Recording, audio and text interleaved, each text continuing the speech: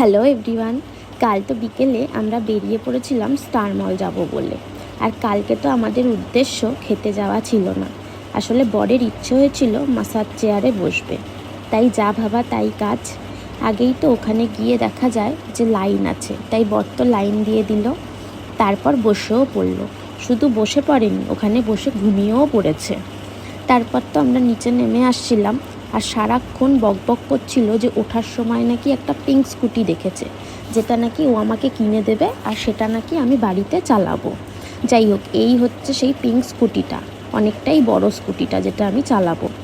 তারপর তো আমরা স্পেন্সারে গেছিলাম, একটু ইলিশ মাছ আছে নাকি দেখতে।